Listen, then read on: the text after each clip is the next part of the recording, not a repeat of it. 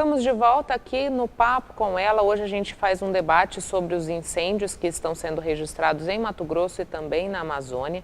E para esse bate-papo eu recebo o Abel Nascimento, que é ambientalista, e também a diretora do Instituto Florestal e de Pesquisa e Desenvolvimento Sustentável, integrante do CONSEMA, a Marília Carnielucci. Muito obrigada por terem aceitado o nosso convite para esse bate-papo aqui no programa.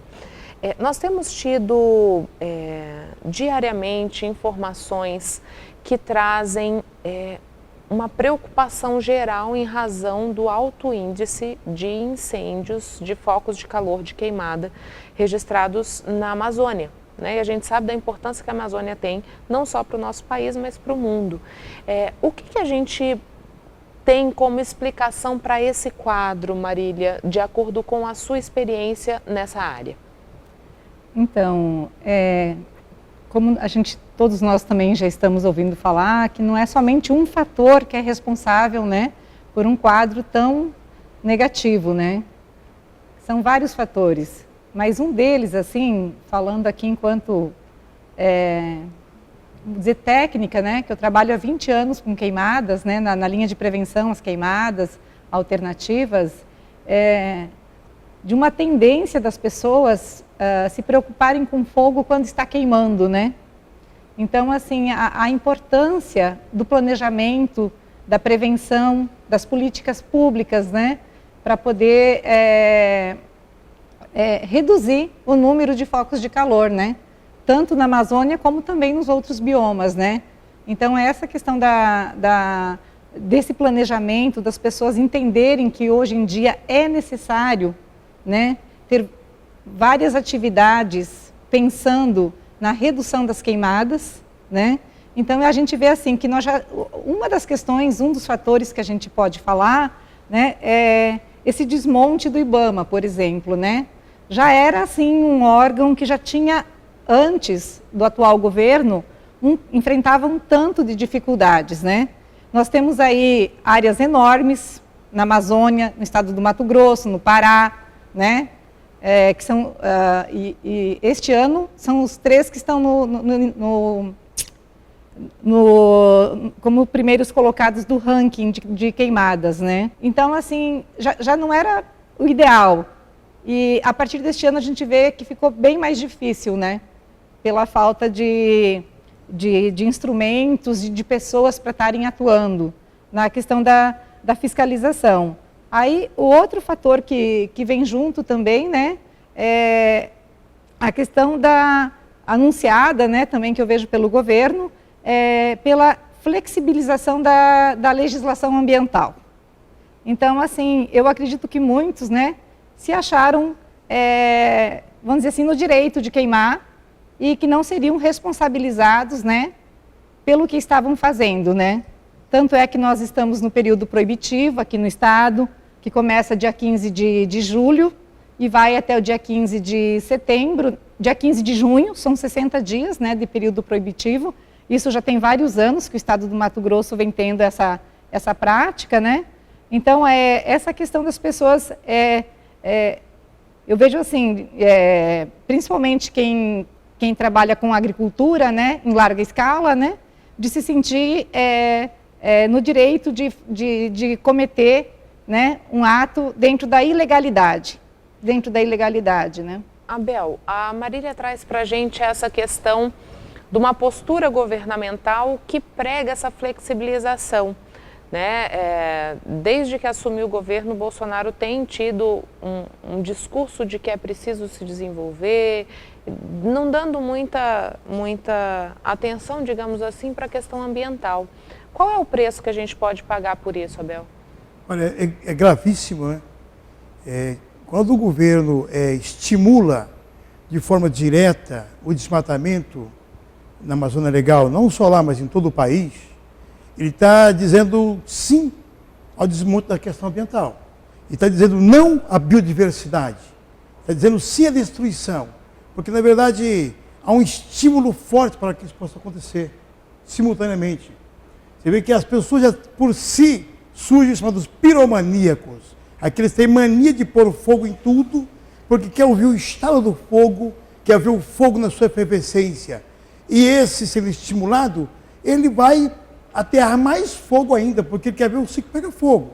Essa questão do Dia do Fogo eu achei aí uma aberração, e culpar as ONGs, porque elas saíram por trás disso tudo, é uma aberração, é um discurso sem pé, sem cabeça, sem cabimento, porque nós, enquanto ONGs, por exemplo, estamos muito interessados em realmente que isso não ocorra, não aconteça. Porque o que paga o preço altíssimo disso, primeiro, vem a questão da nossa saúde humana em si, né?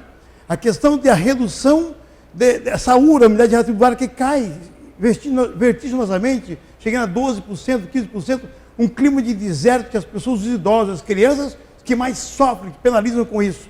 E terceiro, nós temos aí a questão da biodiversidade.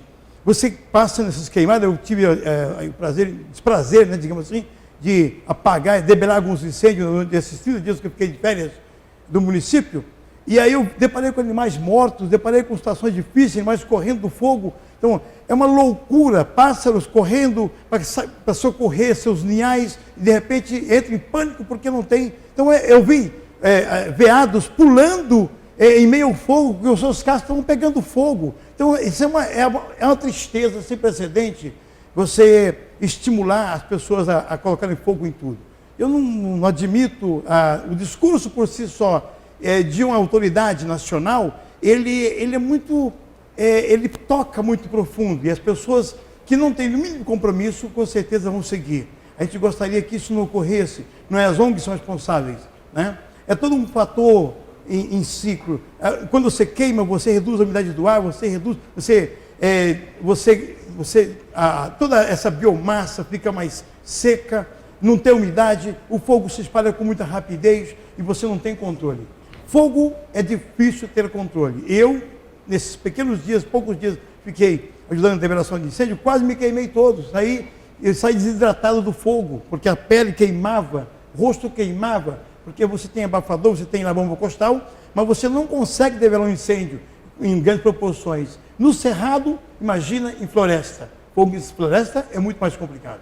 Marília, quando a gente fala de fogo, como a Abel está dizendo para a gente, qual a relação do desmatamento com esses episódios que a gente observa agora, de incêndio na Amazônia, de incêndio chegando no Pantanal, de incêndio passando do Brasil para os países vizinhos? Qual é a relação direta entre um e outro? Então, como você falou, é uma relação direta mesmo, né? A gente pode observar, se você pegar o site do INPE, né, ali tem, no sistema, ele mostra na hora onde estão acontecendo as queimadas. Isso aí a gente tem assim, diário, né? No momento que você abrir o site, você consegue observar. E se você olhar, né, aonde estão, quando tem vários focos de calor numa mesma região, já significa que de uma queimada está se transformando num incêndio. E geralmente onde tem uma queimada muito grande ou um incêndio já, é porque são áreas de fronteira agrícola. Então existe uma ligação que só com o olho que dá para observar aonde está a fronteira agrícola da Amazônia. As estatísticas já nos mostram que os principais incêndios são em áreas privadas, né? E não em reservas indígenas, por exemplo, ou em grandes parques. Com o objetivo de limpar a área e iniciar, né, aí o plantio, né, como diz. Inclusive, passou semana passada até no estado do Pará, tem o Parque Nacional do Jamanchim, que eles viram áreas abertas, queimadas, dentro do Parque Nacional do Jamanchim, no Pará, né. Então, assim, área que inclusive a pessoa não é nem proprietário, né? Foi uma coisa criminosa mesmo, né?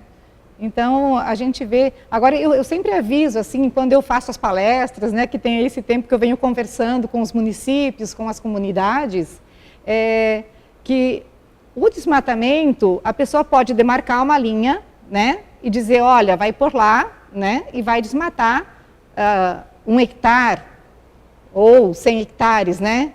Agora, quando a pessoa vai colocar o fogo para fazer a limpeza, ele já não tem mais esse controle.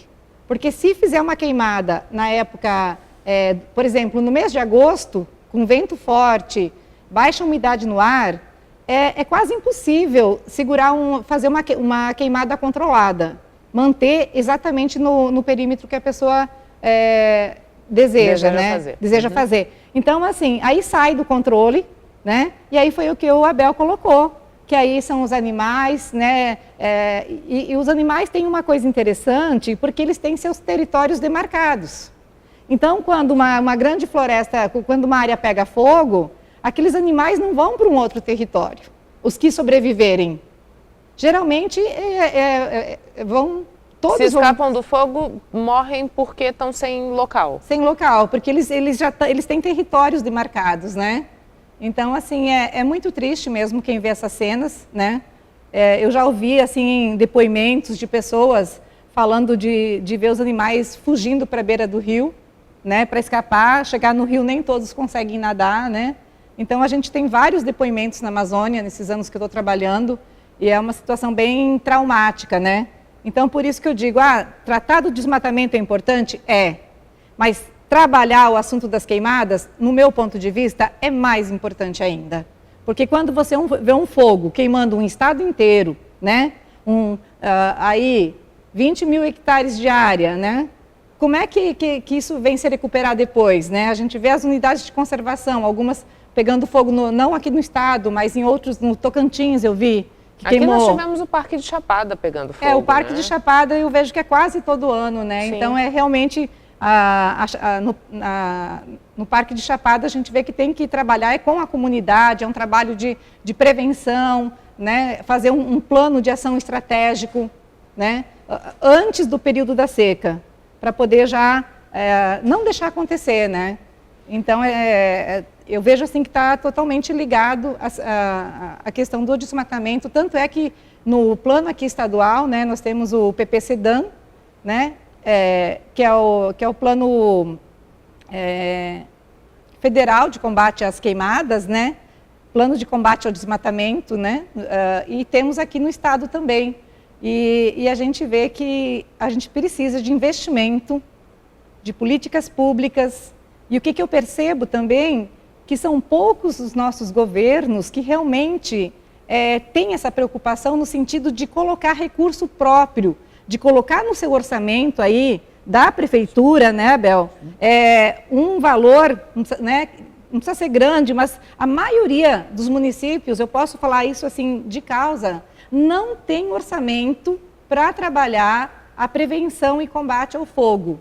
Então, assim, isso é fundamental daqui para frente, porque nós estamos numa realidade que, por exemplo, o nosso histórico do Mato Grosso. O Mato Grosso vem sendo o campeão, né, de queimadas desde que se começou a medir. Em 1997, Abel, as primeiras medições que iniciaram, né, de número de focos de calor. Então, o que acontece? A cada ano que passa, a vegetação ela vai ficando mais com, como é que fala? Vulnerável aos incêndios, né? A gente chama de estresse hídrico. É onde queima, né? Aquela queimada rasteira, às vezes não queima a floresta toda, mas aquele fogo rasteiro que passa por baixo, ela causa um estresse hídrico na vegetação e no próximo ano a tendência é ficar muito mais vulnerável e o risco de fogo aumentar mais, né? Então, a gente tem que se preparar. Nós vamos a um breve intervalo comercial e a gente volta na sequência aqui falando sobre os incêndios na Amazônia e no nosso estado.